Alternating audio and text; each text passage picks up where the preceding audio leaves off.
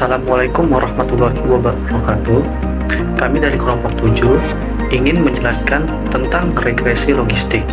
Sebelum masuk ke dalam materi, perkenalkan, nama saya Dafa Syafiq Khairullah dan rekan saya Rizky Ramadan Situmorang. Baik, langsung saja kita masuk ke dalam materinya. Di sini ada pengertian regresi logistik.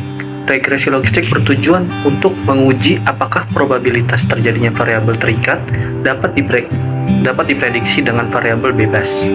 Beberapa kasus yang analisisnya yang umumnya menggunakan regresi logistik. Contohnya sebagai berikut. Seorang auditor akan menentukan probabilitas dari sebuah perusahaan yang bangkrut dengan mengambil data beberapa rasio keuangan, ukuran perusahaan, besar atau kecil. Permasalahan tadi sebenarnya dapat diselesaikan dengan analisis determinan. Akan tetapi, asumsi multivariat normal distribusi tidak dapat terpenuhi karena variabel bebas merupakan campuran, yaitu antara variabel kontinu dan kategori. Sehingga pada kasus ini perlu analisis dengan regresi logistik, sebab tidak perlu mensyaratkan asumsi berdistribusi normal pada variabel bebasnya. Jadi, regresi logistik digunakan apabila asumsi multivariat normal distribusi tidak dapat terpenuhi. Penelitian biasanya memodelkan hubungan antar dua variabel, yaitu variabel X dan variabel Y. Metode yang sering digunakan dalam penelitian seperti ini yaitu regresi linear. Bisa berupa regresi sederhana atau berganda. Namun, ada kalanya permasalahan regresi linear dengan metode OLS atau Ordinary Least Square yang digunakan tidak sesuai untuk digunakan. Permasalahan pada regresi linear yang sering terjadi yaitu pelanggaran asumsi Gauss-Markov. Contohnya, permasalahan di mana variabel dependen bertipe jenis data nominal, sedangkan pada variabel bebas atau prediktornya bertipe data interval atau rasio.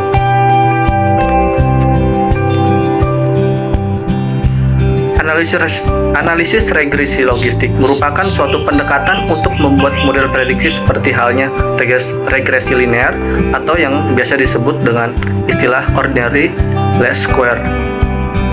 Perbedaannya yaitu pada regresi logistik, peneliti memprediksi variabel terikat yang berskala dikotomi.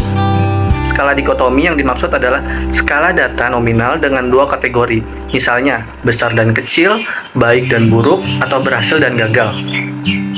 Pada analisis OLS, mewajibkan syarat atau asumsi bahwa error variance terdistribusi secara normal. Sebaliknya, pada regresi logistik tidak mensyaratkan asumsi tersebut karena pada regresi logistik mengikuti distribusi logistik. Selanjutnya akan dijelaskan oleh rekan saya, yaitu Rizky Ramadan Situmorang.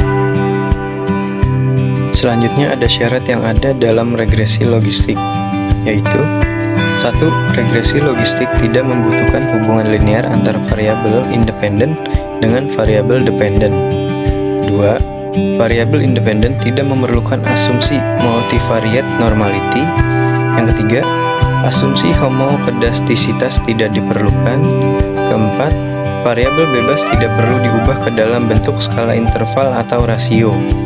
Yang kelima, variabel dependen harus bersifat dikotomi atau dua kategori.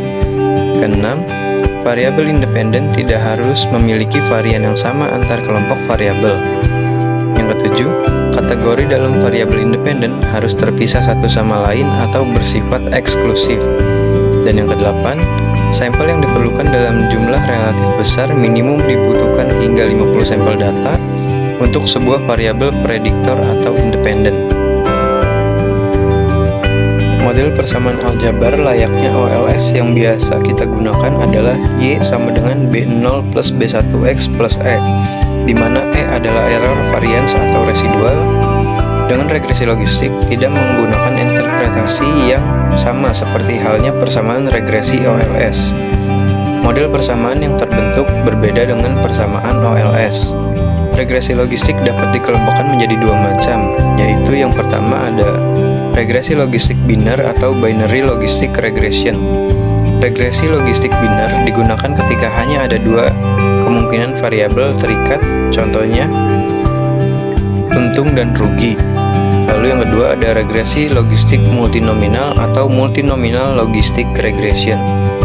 Regresi logistik multinominal digunakan ketika pada variabel terikat terdapat lebih dari 2 kategorisasi. Selanjutnya ada perbedaan dalam regresi logistik.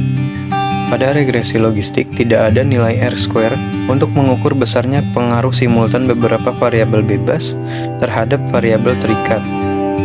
Dalam regresi logistik dikenal istilah pseudo R-square, yaitu nilai R-square semu yang maksudnya sama atau identik dengan R-square pada OLS.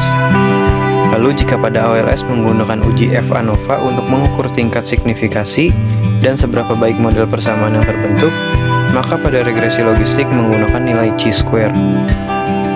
Perhitungan nilai chi-square ini berdasarkan perhitungan maksimum likelihood. Demikian materi yang dapat kami sampaikan tentang regresi logistik. Terima kasih sudah menonton.